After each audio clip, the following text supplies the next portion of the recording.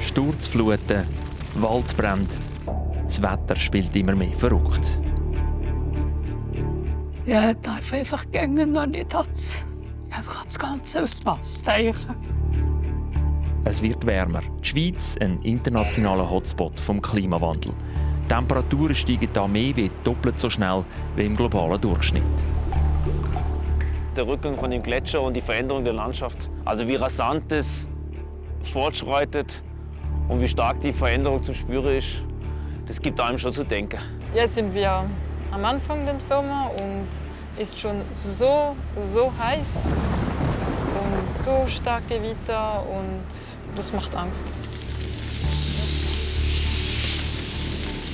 Das Wasser wird auch immer knapper in den Gemeinden. Ja, es ist eine erhöhte Alarmbereitschaft. Immer mehr Extremereignisse wegen dem Klimawandel. Leute verlieren ihr Zuhause, ihre Existenzgrundlage. Besonders betroffen das Berggebiet. Ich mache mich mit dem Velo auf den Weg und gehe die Betroffenen besuchen und will herausfinden, wie es für sie weitergeht.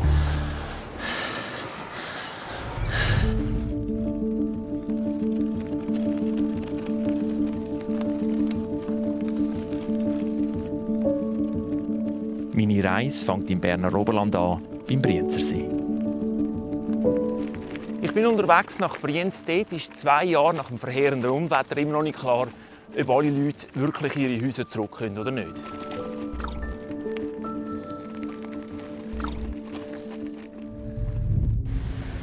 Das Gewitter im August vor 2 Jahren war verheerend. Der Milibach ist über die Ufer. Schlamm, Geröll und Wassermassen haben sich durch das Berner Oberländer Dorf gewälzt. Dutzende Häuser sind kaputt gegangen, 70 Personen mussten evakuiert werden. Dazu Schäden in Millionenhöhe. Wegen dem Klimawandel kommen so Extremereignisse immer häufiger vor. Das zeigen Klimaszenarien vom Bund. Eine der betroffenen Hausbesitzerinnen ist Verena Hoffmann. Es ist wie eine Trauer, wenn man jemanden verlieren würde. Es ist zwar jetzt kein Mensch, aber es ist das Heim. Einfach das, was man sagt, hier bin ich daheim.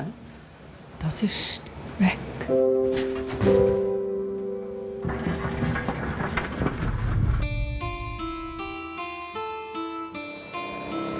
Jetzt, 2 Jahre nach dem Unwetter, sieht von weitem schon fast alles wieder aus wie normal in Brienz.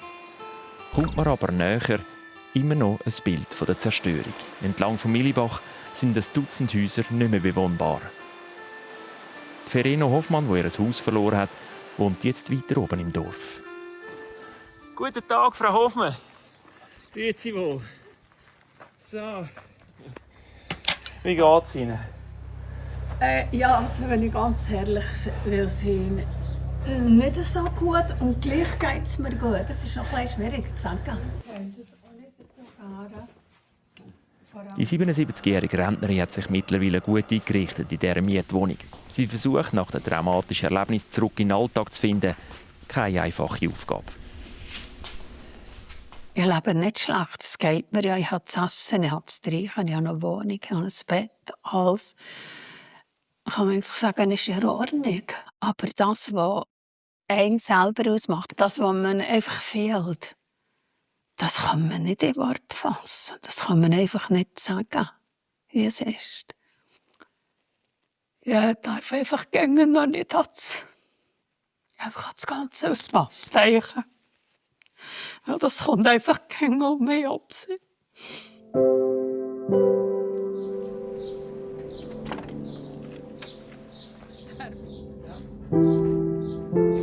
Wir gehen runter am Milibach, wo mit seinen Wassermassen die Verena Hoffmann ihr Haus zerstört hat. Dass so Extremereignisse wegen dem Klimawandel zunehmen, macht der Brienzerin Sorgen. Ja, ich bin einfach noch der Meinung, der Mensch hat das sehr viel dazu beitragen, auch wenn es gängen heisst, ja, das hat es früher auch gegeben. Ich kann mich damit nicht abfinden, weil es ist alles betoniert, es ist alles verpflastert. Wo will der Regen noch absinken, wenn es ihn gibt? Wie ist es das, wenn Sie da zu Ihrem Haus herkommen und die Zerstörung sind? Ich sage Machtlosigkeit. Ja, es ist einfach, und es ist eine Tatsache, es ist nichts anderes mehr dran. Es ist unsere Arbeit. Alles ist da drinnen. 52 Jahre hat Verena Hoffmann mit ihrer Familie in diesem Haus gelebt. Bis die Schlammmassen vom Unwetter alles geflutet haben. Für die Gebäudeversicherung ein Totalschaden. Neu gebaut werden kann da aber nicht, weil das Haus in der roten Zone steht. Ja, es sieht eigentlich entsetzlich. Das ist das, was mir dann. Es sieht so entsetzlich aus. Und das war meine Wohnung. Ich habe da gebacken, ich habe da gekocht, bin da gewesen. Und jetzt ist einfach nichts mehr. Glaubt ihr fast nicht, aber anfangs habe ich angefangen, hat mir gedacht, ich muss anfangen zu putzen.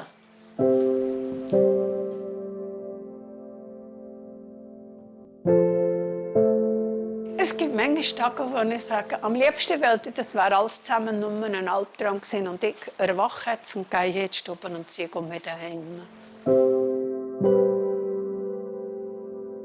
Es war eine gemütliche Wohnung und hat einem halt einfach noch Geborgenheit gegeben. Darum wird Verena Hoffmann da wieder neu bauen. Das ist aber frühestens in 5 bis 10 Jahren möglich. Bis dann wollen die Behörden den Bach verlegt aus dem Dorf raus, damit da keine rote Zone mehr ist. Die Gemeinde würde sogar den betroffenen Bewohnern das Land abkaufen, damit sie schneller an einem anderen Ort bauen können. Für Verena Hoffmann ist das aber keine Alternative. Nein, dann verkaufen wir einfach unser Grund und Boden. Also, das heisst, wir wären nachher leer. Und das wird nie sehr viel Geld geben, dass wir in so einem Ort einen Baulandplatz kaufen könnten. Also wir sind fast darauf angewiesen, auf unserem Boden zu bleiben. Andere Eigentümer haben das Angebot der Gemeinde angenommen und ihr Land verkauft. Die Verena Hoffmann aber eben nicht. Für den Gemeindepräsidenten keine einfache Situation. Wir probieren alles zu machen, für diesen Leuten irgendwie entgegenzukommen, Unterstützung zu bieten. Aber wir stellen natürlich auch immer fest, dass sehr viele Emotionen noch im Spiel sind. Und Emotionen kann man ja nicht einfach messen, die kann man auch nicht irgendwie aus der Welt schaffen. Und wir nehmen das ernst. Und schlussendlich zwingen wir ja niemanden, jetzt in diesem Fall hier, dass sie umsiedeln oder aussiedeln. Das ist schlussendlich ein Entscheid, den die Leute selber treffen. Und ja, die konkrete Lesung hier ist noch nicht auf dem Tisch. Und wir probieren noch dort so gut wie möglich Unterstützung zu bieten. Die Hoffnung stirbt zuletzt. Also darf man hoffen bis zum unter Umständen noch besseren Ende.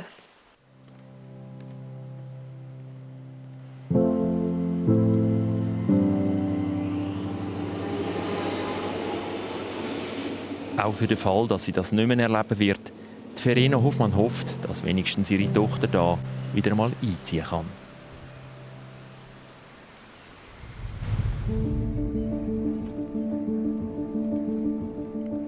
Für mich geht es weiter mit dem Velo Richtung Wallis.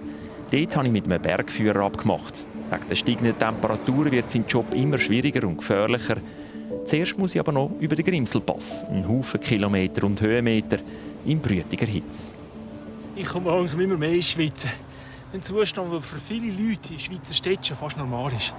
Die Hitze wird zum immer grösseres Problem.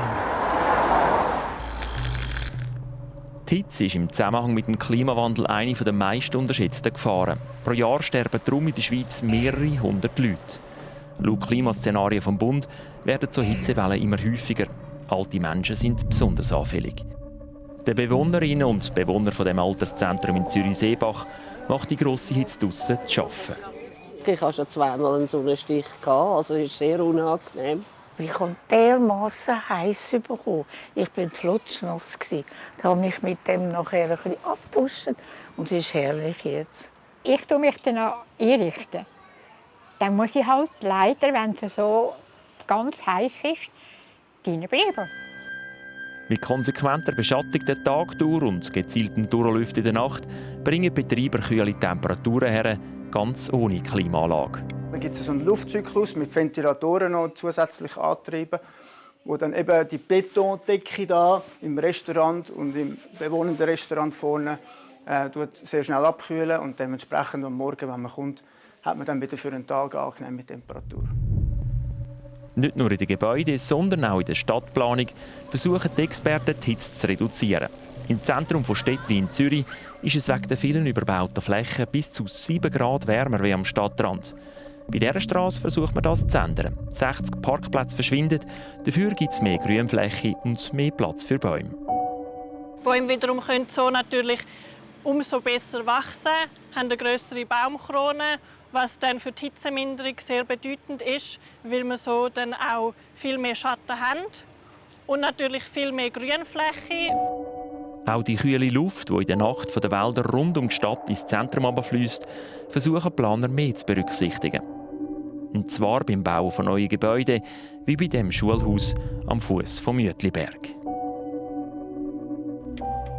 Jetzt da im Fall vom Schulhaus Borweg ist das sehr gut umgesetzt worden, weil man eben den Neubau so gemacht hat, dass der parallel zu den Kaltluftströmen ist und so die Kaltluftströme nicht ausbremst werden. Natur einsetzen als Klimaanlage, damit die Temperaturen in den aufgeheizten Städten wieder erträglicher werden.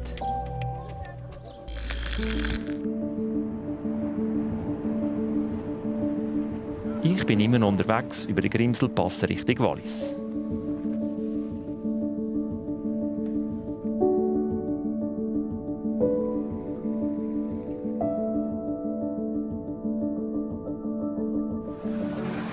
Nach der Passhöhe kurz ein bisschen runterkühlen in der Abfahrt, bevor es dann einmal darauf geht Richtung Furka.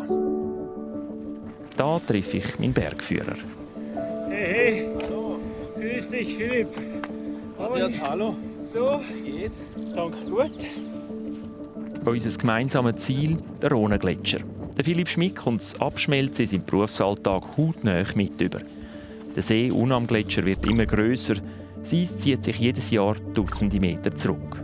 Der Rückgang von dem Gletscher und die Veränderung der Landschaft, das ist unglaublich.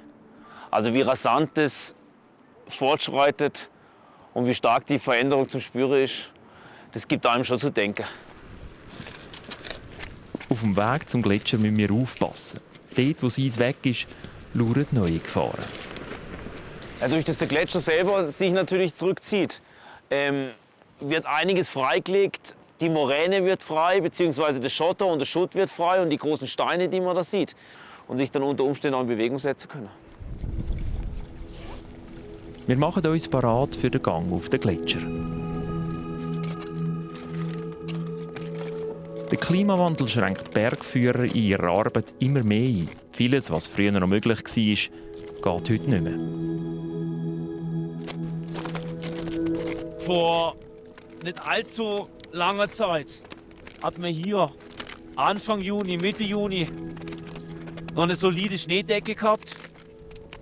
Und dann hat man hier noch relativ lange sogar mit dem Ski unterwegs sein können. Das ist jetzt natürlich Anfang Juni, Mitte Juni schon lange nicht mehr der Fall, weil wenn man nach oben schaut, wie hoch der Gletscher blank ist, das ist erst ein Phänomen, wo ich wirklich so den letzten Jahren zuordnen würde, dass der schon so früh, so lang abbau ist.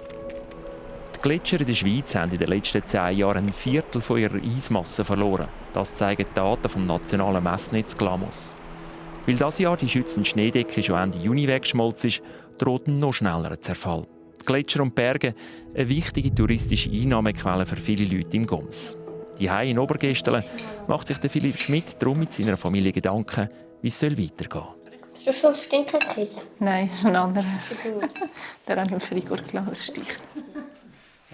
Jetzt unter den gegebenen Umständen, oder, ist das nicht mehr so einfach und nicht mehr so sicher, das auch wirklich so anzunehmen, dass es klappt. Dass ich das machen kann bis ins allerhöchste Alter, natürlich aufgrund von der wandelnden Bedingungen. Und es bringt einen natürlich schon zum Nachdenken, keine Frage. Oder? Was ist los?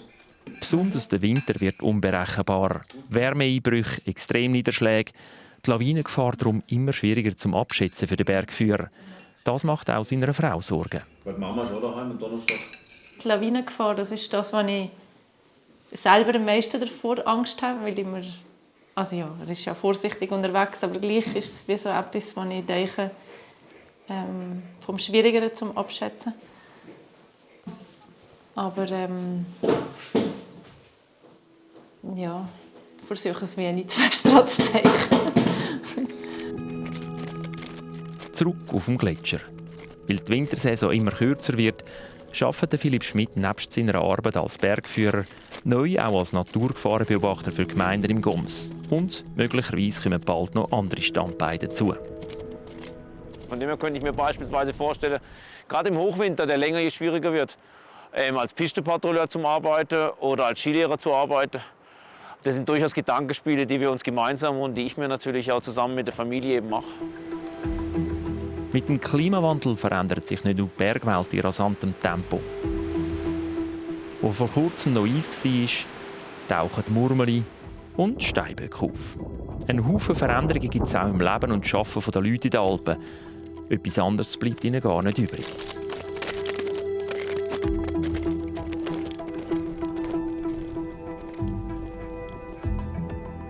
Ich mache mich wieder auf den Weg Rhonental abwärts.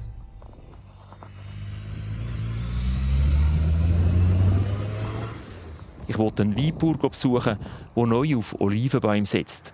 Kein Wunder, je weiter ich das Wallis abfahre, desto trockener wird es. Waldbrände sind darum keine Seltenheit.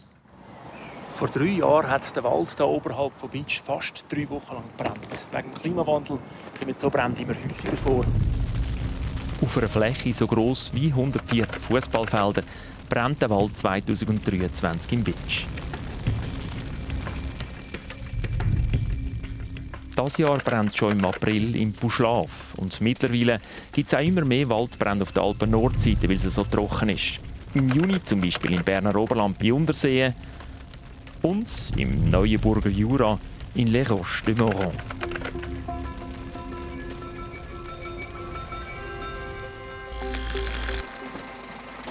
Viele Gemeinden in der Deutschschweiz rüsten darum auf im Kampf gegen die Waldbrände, wie hier im aargauischen Fricktal. Plötzlich dichter Rauch im Wald. Das Horrorszenario von jeder Feuerwehr.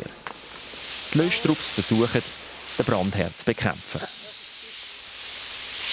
Nach Möglichkeit mit Wasser, aber auch mit Hacken und Rechen, wenn kein Wasser rum ist.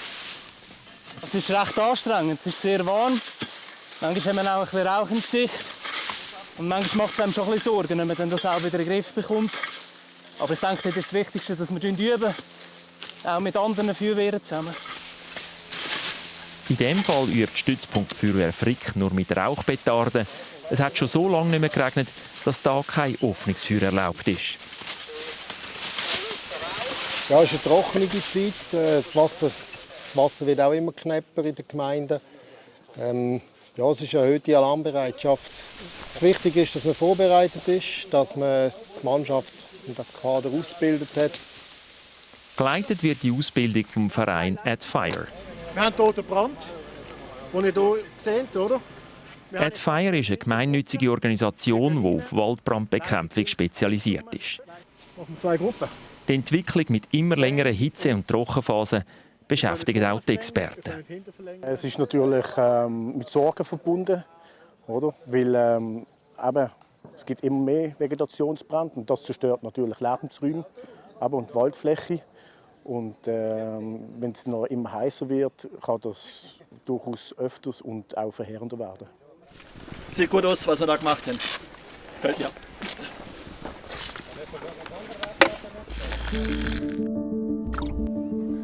Mittlerweile bin ich mit dem Velo im Unterwallis in den Rebbergen von Aillon angekommen. Und schon geht es wieder auf sie. Ja, wie das Rebberg aus was ich habe. Es ist steil und es ist heiß. Man muss sich ziemlich verdienen darauf.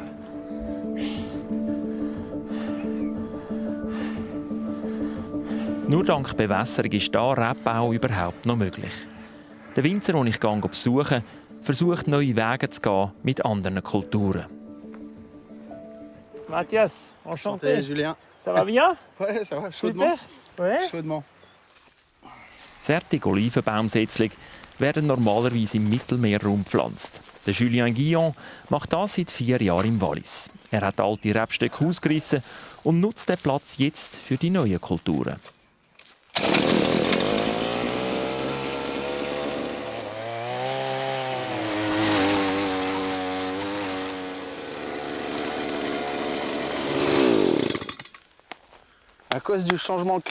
Ich mache das wegen dem Klimawandel. 2022 war sehr trocken. 2023 auch. 2021 war dafür viel zu nass.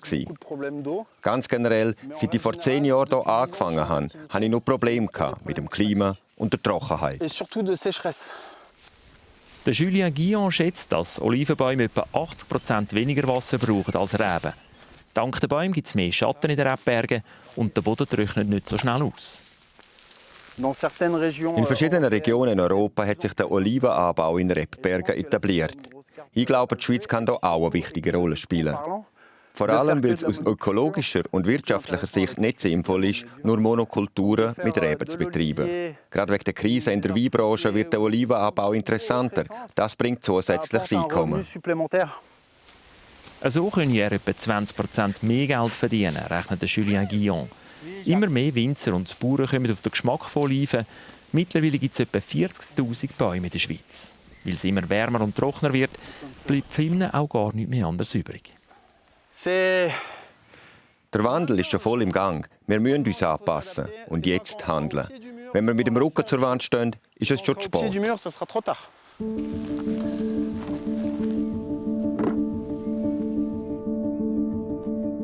Ich mache mich in brütiger Hitze auf den Weg zur letzten Etappe meiner Reise durch die Alpen.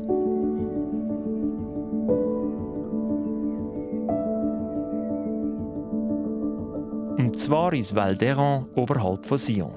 Dort sind Betreiber vom Campingplatz hart getroffen worden vom Klimawandel und haben eine ungewisse Zukunft vor sich. Auf dem steilen Weg dorthin komme ich wieder ziemlich ins Schwitzen. Immerhin soll es kühler werden, je höher Ruhe das geht. Nicht nur wir Menschen flüchten vor der Hitze in die Höhe, sondern auch die Tiere.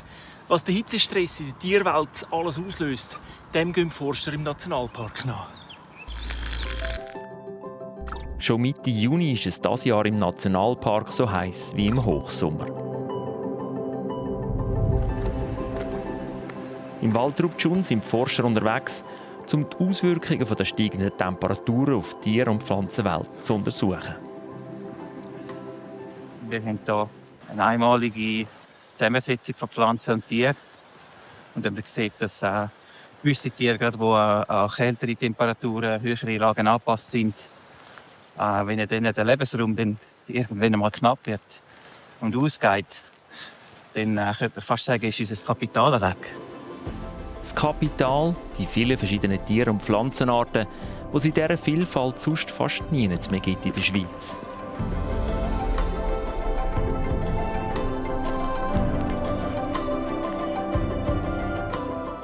Nach einer guten Stunde Fußmarsch tauchen die ersten Hirsche auf.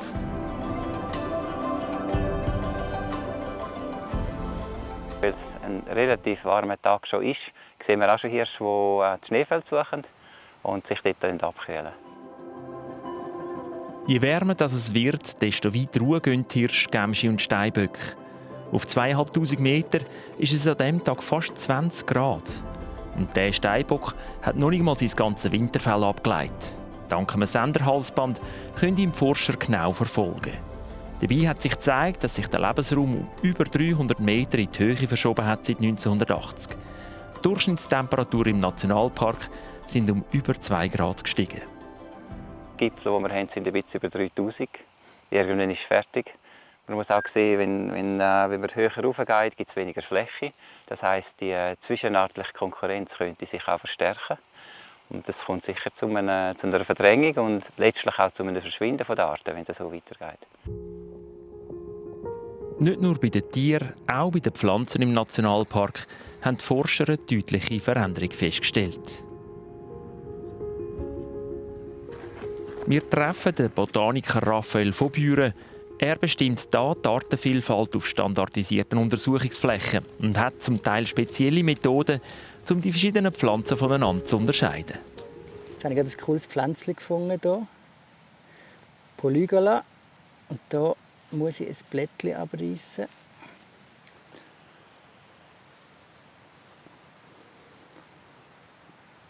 Das ist jetzt krautig. Es gibt eine, die sieht genau gleich aus, aber die wäre jetzt mega bitter. Und die bestimme ich am einfachsten so echt schnell reinbissen. Und dann, wenn es brennt auf der Zunge, wäre es Polygala amarella und jetzt ist es Polygala alpestris. Seit über 100 Jahren untersuchen Botaniker die gleichen Flächen im Nationalpark. Dabei zeigt sich, die Artenvielfalt ist zum Teil schon um 10–20% zurückgegangen. Jetzt mit dem Klimawandel, die Vegetationszeit wird länger, es wird wärmer, die Pflanzen können mehr wachsen, es gibt mehr Biomasse, es wird üppiger und sie fangen wieder an, die etwas schwächeren Pflanzen zu beschatten und die sterben nachher lokal, also innerhalb von so einer Fläche nachher aus. Und darum sehen wir jetzt, wie die Artenvielfalt wieder zurückgeht.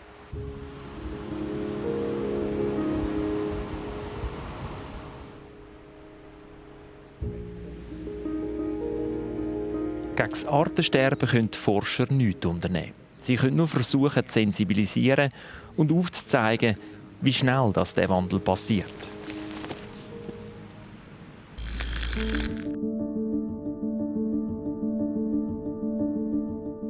Ich bin immer noch auf dem Weg zum Campingplatz zuhinterst im Walliser Val d'Aran. Das Tal vor allem auch bekannt wegen diesen Erdpyramiden. Kunstvolle Überreste von Gletschermoränen. Unterwegs treffe ich Spuren vom Unwetter von letzter Nacht. Überall sind Arbeiter am Aufräumen. Genau so ein Gewitter ist auch am Campingplatz in Arolla zum Verhängnis geworden. Wegen Hochwasser vom Bach mussten die Betreiber im Juni 2024 den Platz evakuieren. Und 2025 hat der Kanton den Camping definitiv geschlossen. Die Gefahr von weiteren Hochwasser und Murgängen sei zu gross. Ein schwerer Schlag für das junge Betreiberpaar. Wir suchen jetzt einen neuen Standort, wo wir definitiv bleiben können. Wir wollen eine Debatte anstoßen, denn das Thema ist jetzt aktuell. Der Klimawandel verschärft die Naturgefahrensituation. Der Kanton Wallis hat darum ein Dutzend Campingplätze geschlossen. Aus der Not heraus haben die Betreiber in Arolla jetzt einen provisorischen Standort neben dem Hotel gefunden. Aha, da sind sie, glaub's. So!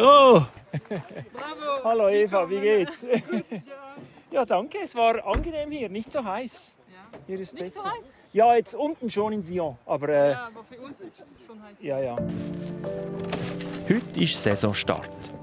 Schnell noch alles montieren, bevor die ersten Gäste kommen. Das Provisorium ist nur ein Drittel so groß wie der alte Campingplatz. Dafür in sicherer Distanz zum unberechenbaren Bach. Der Sepp und Eva Colli sind erleichtert, dass sie nicht ganz haben müssen aufhören. Wir sind sehr froh, dass wir jetzt wieder öffnen können, dass es etwas gibt im Tal und auch für uns. Wir lieben, was wir machen, unser Beruf. Und wir sind froh, dass wir wieder Gäste sehen, Leute und dass die Leute auch diese Umgebung genießen können. Ja, ist super. Zum Leben langen die Einnahmen vom provisorischen kleineren Platz nicht mehr. Der Sepp Colli hat darum wieder zurück müssen auf seinen Beruf als Elektriker. Nach der Schliessung von letztem Jahr wäre der Camping fast Konkurs gegangen. Nur dank Nothilfe vom Kanton und einer Spendenaktion hat das Ehepaar Colli weitermachen. Für die Eröffnung des Provisorium muss Eva ein paar hundert Meter weiter hindern, zum ehemaligen Camping Material holen. Eine Fahrt zurück in die Vergangenheit. Eva, wie ist es für dich, wenn du da wieder auf den alten Campingplatz zurückkommst? Ich probiere das am wenigsten zu machen, weil das tut mir sehr weh. Ja, ist schrecklich. Gewöhnlich gibt es viele Leute und das Gras ist ganz schön. Aber jetzt ist... ja, nein. Ist traurig. Das macht mir weh. Auf dem Weg zurück zum provisorischen Platz geht es wieder vorbei am Bach, wo wegen dem Klimawandel immer unberechenbarer wird. Die Entwicklung gibt Eva Colli zu denken. Es macht Angst, ja. Jetzt sind wir am Anfang des Sommers und ist schon so heiß und so starke Gewitter und ja, das macht Angst. Tu veux la prendre un peu vers moi? Mais ouais, comme ça c'est cool. Kaum haben sie alles eingerichtet, trudeln schon die ersten Camper ein. Die machen sich auch ihre Gedanken dazu, dass es immer heikler wird in den Bergen. A little bit, Ich mache mir schon ein bisschen Sorgen, aber ich versuche nicht zu fest daran zu denken. Das ist am besten für mich. Für die Einheimischen ist das sicher nicht einfach, wenn sie plötzlich kein Geld mehr verdienen können wegen so Schliessungen. Jetzt war es der Campingplatz. Das nächste Mal ist es vielleicht das Hotel. Das ist eine Gefahr für die Zukunft, wenn sich in der Natur alles so schnell verändert.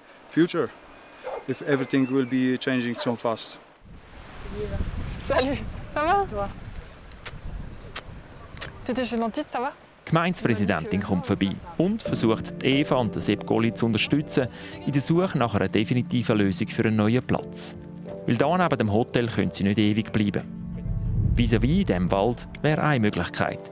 Allerdings gibt es noch ziemliche Hürden. Das ist ein Wald und man darf vom Gesetz her keinen Baum schneiden.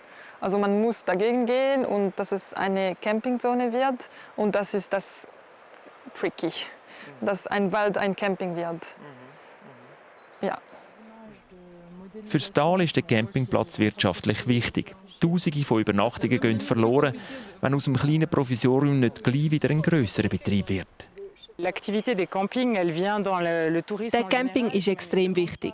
Wenn die Übernachtungen fehlen, haben viele Geschäfte im Tal weniger Einnahmen und weniger Arbeit, können kaum überleben. So kann es sein, dass die Einheimischen das Tal verlassen und unsere Gemeinde immer mehr an Boden verliert.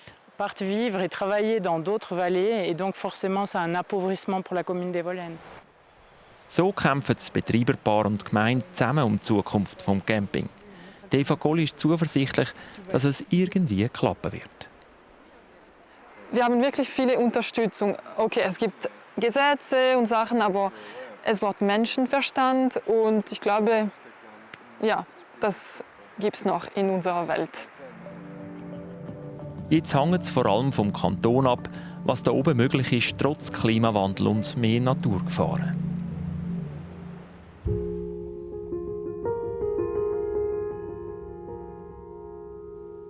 Am Abend braut sich etwas zusammen am Himmel. Es sind wieder Gewitter angesagt. Ich stelle schnell mein Zelt auf, bevor der Regen kommt.